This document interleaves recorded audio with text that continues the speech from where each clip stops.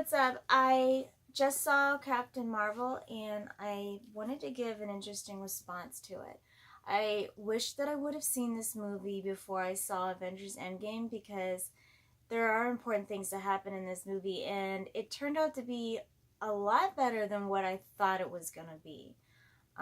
So if you assumed that Captain Marvel wasn't good, you're wrong.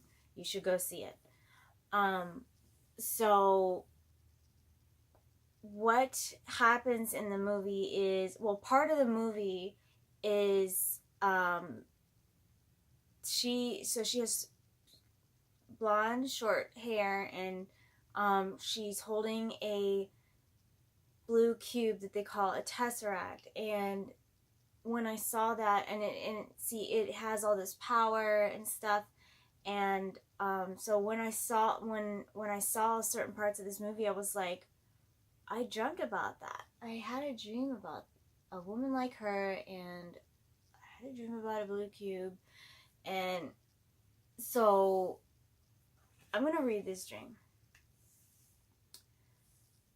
And in this dream, I mention a place called Agartha because I used to heavily research the inner earth, and they call it Agartha. And I'm not sure what it has to do with Captain Marvel, but you never know. So here it is, June 7th, 2009.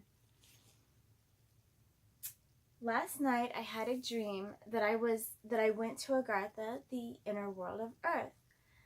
There I met a blonde, short-haired lady. She was disappointed with something. I asked her what it was, and she said that she was appointed to protect and teach a male from the surface, to guide when the Earth undergoes changes. And other beings also share this task in the universe. I put that in parentheses. She said that usually when the changes are completed, most of the surface men that have been taken into Agartha decide to go back to the surface and start over again. She said that there were mostly women. I don't know if she told me that there were mostly women in Agartha. I don't know if she told me this because she wanted to be appointed a surface woman or if she wanted him to stay with her after the earthly changes. Either way, I knew that she wanted a companion.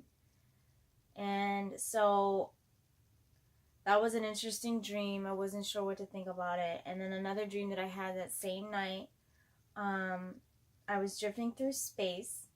When I came upon Earth, I could see a piece cut out like a piece of pie.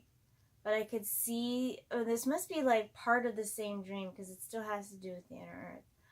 A piece of the pie, but I could see the interior side and a sun, an inner sun, from space. When I went inside of it, so I like zoomed down inside of the Earth from space, it closed around me and I was inside of a blue cube all by myself. I was disappointed that I was not inside the inner Earth. So when I woke up, I was like, wow, that was weird. I was inside of this big, I went into the Earth and I was inside of a blue cube, and it was like a transparent cube, and it was just crazy. And I was like floating in there. And when I woke up, I wanted to like research what that was. What was I in? And so this is what I wrote down. This is what I found out about it the morning that I woke up.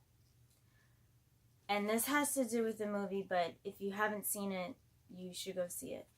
Anyway, Tesseract is a cube shape. In the book, A Wrinkle in Time, a group of children use the Tesseract to travel to faraway galaxies and weird dimensions, even inside the human body. A tesseract, also known as a hypercube, can be described as a four-dimensional version of the standard three-dimensional cube. A tesseract is a magical construct, a cube which has two more dimensions than your standard three-dimensional cube. The first three dimensions are length, height, and width. The fourth dimension is time. fourth dimensional time is not chronological time like an alarm clock, which governs our waking day.